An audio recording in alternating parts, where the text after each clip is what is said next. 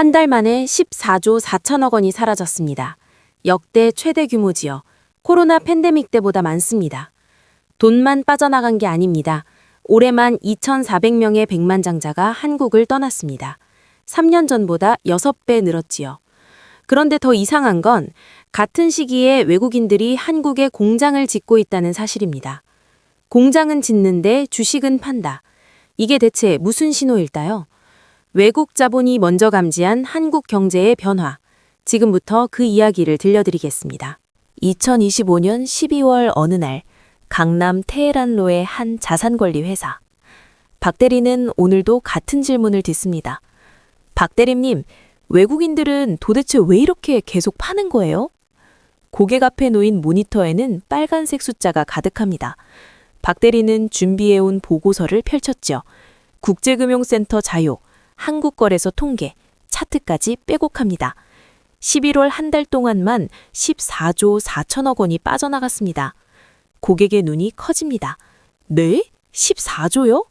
네, 월별 기준으로 역대 최대 규모입니다. 코로나 팬데믹 때보다 많아요. 설명을 이어갈수록 고객의 표정은 점점 어두워졌습니다. 박 대리도 지쳐갑니다. 이런 대화를 하루에도 몇 번씩 반복하거든요. 숫자는 명확한데 설명은 복잡합니다. 외국인 보유 비중이 29.6%까지 떨어졌다는 것, 환율이 1,470원을 넘었다는 것, 그런데 직접 투자는 오히려 늘었다는 것, 모순처럼 보이는 현상들을 어떻게 쉽게 설명할 수 있을까요? 그럼 지금 사면 안 되는 건가요? 고객의 질문에 박 대리는 잠시 말을 멈춥니다. 이 질문이 제일 어렵거든요. 같은 시각, 인천국제공항 3층 출국장. 중년의 사업가 김 사장은 탑승권을 손에 쥐고 면세점 앞을 지나갑니다. 목적지는 싱가포르. 이번이 3번째 방문입니다. 처음 갔을 땐 그냥 둘러보려고 했지요. 투자 이민이 어떤 건지, 정말 가능한 건지 궁금했으니까요. 2번째는 진지하게 알아보러 갔습니다. 조건을 따져보고 동네도 구경하고 학교도 봤습니다. 그리고 오늘 3번째. 김 사장의 가방 속에는 계약서가 들어있습니다. 이번엔 사인할 차례입니다. 여보, 정말 괜찮겠어? 옆에 앉은 아내가 조심스럽게 묻습니다. 김 사장은 창밖을 바라보며 천천히 고개를 끄덕입니다. 애들 교육도 생각해야 하고 여기서 계속 버티는 게 답은 아닌 것 같아. 쉬운 결정은 아니었습니다. 한국에서 20년 넘게 사업했으니까요. 직원도 있고 거래처도 있고 친구들도 있습니다. 그런데 최근 몇 년 사이 뭔가 달라진 게 느껴졌죠. 환율은 계속 오르고 물가는 올랐는데 매출은 제자리입니다. 세금은 늘고 규제는 복잡해지고 무엇보다 미래가 보이지 않았습니다. 김 사장만이 아닙니다. 헨리앤 파트너스라는 글로벌 투자 이민 컨설팅 회사가 발표한 보고서를 보면 올해 한국에서 2,400명의 백만장자가 해외로 떠날 것으로 예상됩니다. 여기서 백만장자는 유동자산 100만 달러, 그러니까 약 14억 원 이상을 가진 사람들을 말하지요. 놀라운 건 이 숫자의 증가 속도입니다. 2022년에는 400명이었거든요. 3년 만에 6배가 늘었습니다. 이들이 가져가는 자산 규모는 약 152억 달러, 하나로 약 20조 6천억 원으로 추산됩니다. 20조면 어느 정도일까요? 중소기업 몇백 개를 운영할 수 있는 돈입니다. 수만 명의 일자리를 만들 수 있는 자본이지요. 그 돈이 지금 한국을 떠나고 있습니다. 더 중요한 건 이게 단순히 돈만의 문제가 아니라는 겁니다.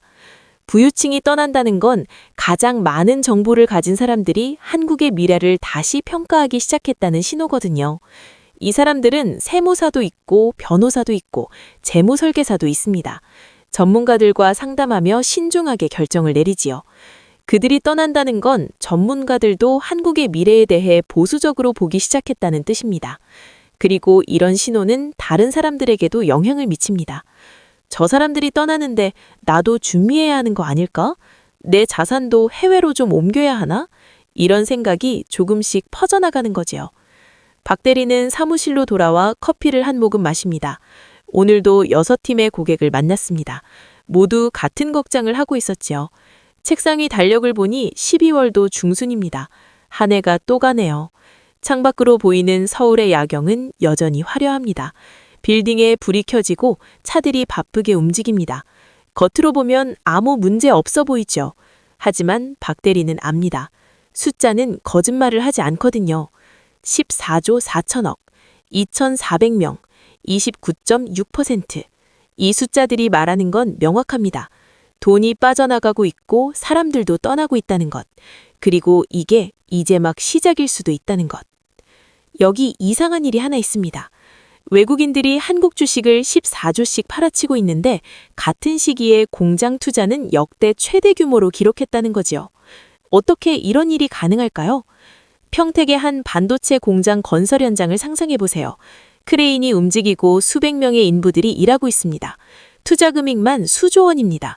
미국, 유럽의 글로벌 기업들이 돈을 쏟아붓고 있죠. 한국의 반도체 기술은 세계 최고야. 여기 공장 지어야 해. 그런데 동시에 여의도 증권가에선 이런 일이 벌어집니다. 한국 주식? 이제 팔아야지. 더 가지고 있을 이유가 없어. 같은 외국인 투자자가 하는 말입니다. 공장은 짓는데 주식은 파는 겁니다. 이게 대체 무슨 뜻일까요? 대기업 IR팀에서 일하는 이 과장이 최근 이 질문을 계속 받습니다. 해외 투자자들과 미팅할 때마다 설명하기 곤란한 상황이 벌어지죠. 당신네 회사 기술력은 인정합니다. 그래서 공장 투자도 참여했고요. 근데 주식은 좀... 투자자가 말끝을 흐립니다. 이 과장도 알지요. 그들이 무슨 말을 하고 싶은지. 한국 기업의 기술은 필요합니다.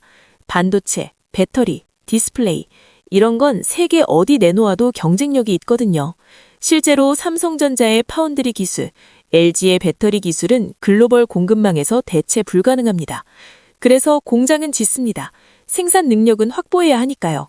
그런데 그 회사의 주식을 사서 장기 보유할 생각은 없습니다. 왜일까요? 간단합니다. 미래 가치에 대한 기대가 없기 때문이지요. 주식이 뭡니까? 회사가 앞으로 벌어들일 이익에 대한 권리 증서입니다. 그 회사가 10년 후, 20년 후 얼마나 더 성장할지, 얼마나 많은 이익을 낼지에 대한 기대를 사는 거지요. 그런데 외국인 투자자들은 이렇게 계산합니다. 한국 기업들, 기술은 좋아, 공장도 잘 돌아. 근데 주주한테 돌아오는 돈은 적어. 배당도 짜고, 자사주 매입도 별로 안 하고, 게다가 지배구조도 불투명해서 소액주주는 손해볼 때가 많아. 이게 바로 코리아 디스카운트입니다. 똑같이 1조 원을 버는 회사가 있다고 쳐보지요. 미국 회사면 시가총액이 20조가 됩니다. 일본 회사면 15조. 그런데 한국 회사면 10조밖에 안 됩니다. 왜? 투자자들이 믿음이 없으니까. 어차피 번 돈 주주한테 안 줄 거잖아. 대주주 일가가 다 가져가겠지. 정부에서도 이 문제를 알고 있습니다. 기업가치 재고 포잭도 내놨지요. 밸류업 프로그램이라고 들어보셨나요? 회사들이 주주 가치를 높이도록 유도하는 포잭입니다. 그런데 실제로 달라진 게 있을까요? 작년에 있었던 어느 대기업 합병 사건을 기억하시나요? 합병 비율이 불공정하다는 논란이 일었지요. 소액주주들이 손해본다고 난리였습니다. 결국 합병은 강행됐고요. 외국인 투자자들은 그걸 다 지켜봤습니다. 봐, 결국 안 변하잖아. 신뢰가 무너지는 순간이었지요. 환율도 이야기해볼까요? 지금 원달러 환율이 1,470원을 넘나들고 있습니다. 작년 초만 해도 1,300원 초반이었날 말이죠. 환율이 오른다는 건 원화 가치가 떨어진다는 뜻입니다.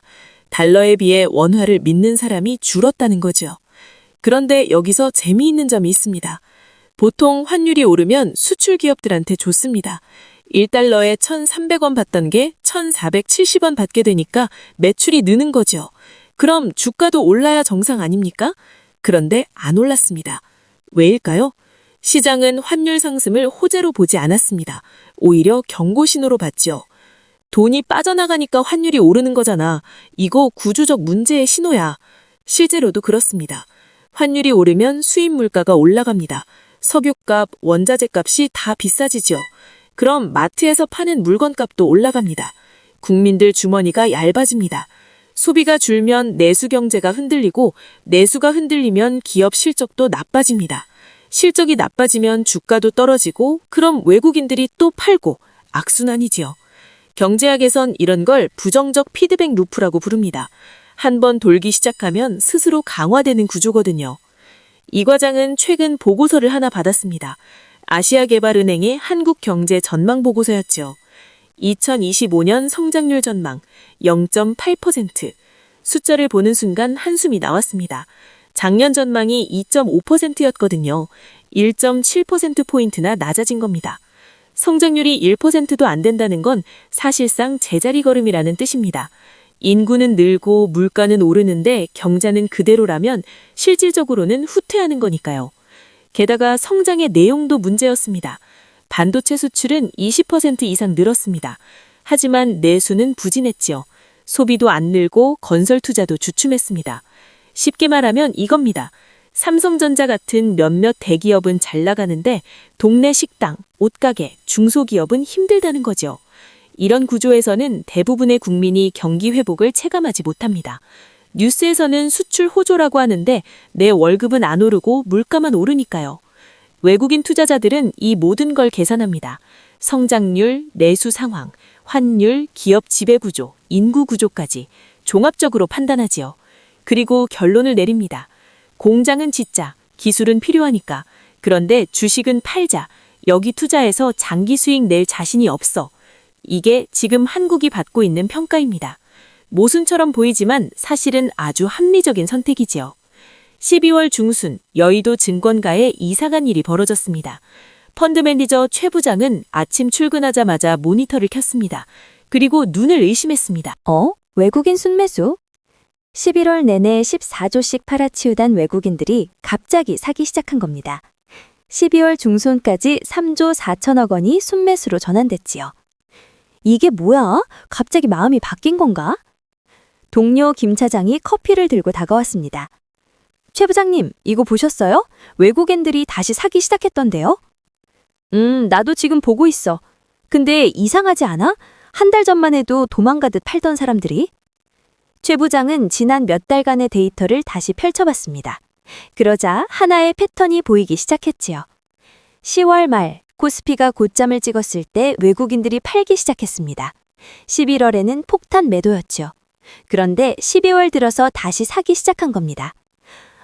이거 차익 실현이었구나. 깨달음의 순간이었습니다. 외국인들이 한국을 포기한 게 아니었어요.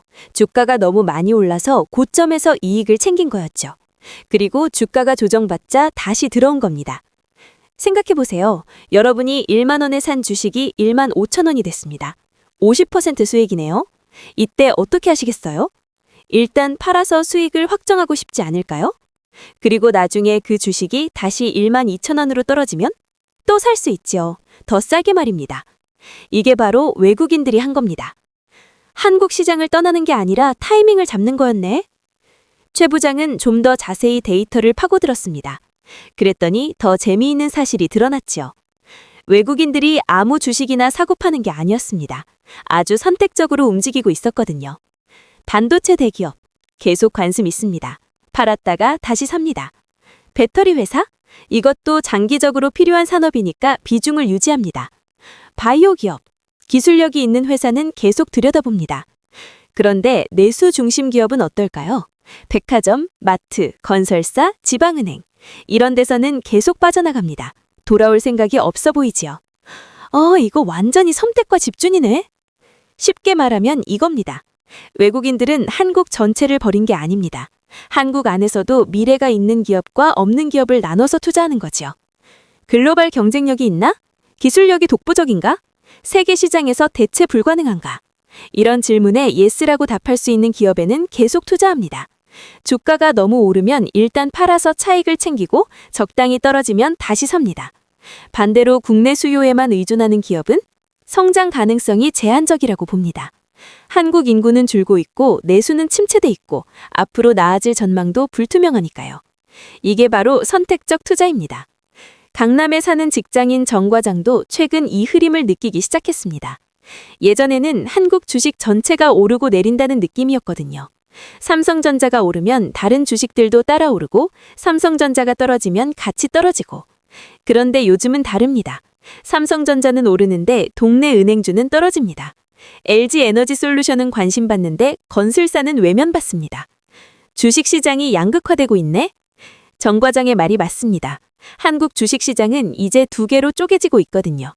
글로벌 시장과 직접 연결된 대형 기술주, 그리고 국내 수요에 의존하는 나머지 기업들. 외국인들은 전자는 사고 후자는 팔고 있습니다. 그렇다면 우리 같은 개인 투자자는 어떻게 해야 할까요? 최 부장은 고객들에게 이렇게 조언합니다. 외국인들의 움직임을 따라가 보세요. 그들이 뭘 사고 뭘 파는지 관찰하는 겁니다. 외국인 매매 동향은 공개 정보입니다. 한국거래소 웹사이트에 가면 매일 볼 수 있지요. 어떤 종목을 샀는지, 얼마나 샀는지 다 나옵니다. 물론 그대로 따라하라는 건 아닙니다. 그들도 틀릴 수 있으니까요. 하지만 큰 흐름을 읽는 데는 도움이 됩니다. 수십조 원을 움직이는 글로벌 투자자들이 어디에 관심을 두는지 알 수 있거든요. 그리고 너무 겁먹지 마세요. 최 부장이 덧붙입니다. 11월에 104조가 빠져나간 것도 사실이지만 12월에 다시 들어온 것도 사실이에요. 이건 한국 시장이 끝났다는 게 아니라 선택과 집중이 시작됐다는 뜻입니다. 실제로 환율도 그렇습니다. 1470원까지 올랐던 환율이 다시 조금씩 안정되는 모습을 보이고 있지요. 외국 자본이 완전히 떠난 게 아니라 좋은 기회를 찾아 왔다 갔다 하는 겁니다. 서울 거리는 여전히 밝습니다. 크리스마스 장식이 걸렸고 사람들은 연말 모임을 즐기고 있지요. 백화점 세일 광고가 나붙고 카페는 사람들로 가득합니다. 표면적으로는 아무 일도 일어나지 않는 것처럼 보입니다. 하지만 숫자는 말하고 있지요. 변화가 시작됐다고, 외국 자본의 시선이 바뀌었다고, 이제는 전체가 아니라 일부만 선택하는 시대가 왔다고. 기회는 여전히 있습니다. 다만 예전처럼 한국 주식이라고 뭉뚱그려 투자하는 시대는 지났습니다. 이제는 더 꼼꼼히 봐야 합니다. 이 회사가 세계 시장에서 경쟁력이 있는지, 10년 후에도 필요한 기술을 가졌는지, 주주를 제대로 대우하는지, 그런 질문에 제대로 답할 수 있는 기업에는 여전히 돈이 모입니다. 최 부장은 모니터를 뜨며 혼잣말을 합니다. 결국 시장이 성숙해지는 과정이겠지. 맞는 말입니다. 아무거나 사도 오르단 시대는 끝났어요. 이제는 진짜와 가짜를 구분하는 시대가 온 겁니다. 변화는 두렵지만 동시에 기회이기도 합니다. 제대로 준비한 사람에게는요. 여러분은 어떻게 생각하시나요? 외국 자본이 한국을 선택적으로 바라보기 시작한 이 변화. 누군가에게는 위기의 신호로 보일 수 있고 누군가에게는 새로운 기회로 보일 수도 있습니다. 중요한 건 이 흐름을 이해하고 나만의 전략을 세우는 거겠지요. 여러분의 일상에서 느끼는 변화가 있다면 댓글로 나눠주세요. 우리 모두의 이야기가 모여 더 큰 그림을 그릴 수 있을 테니까요. 영상이 도움이 되셨다면 구독과 좋아요 부탁드립니다. 다음에도 더 좋은 이야기로 찾아뵙겠습니다. 감사합니다.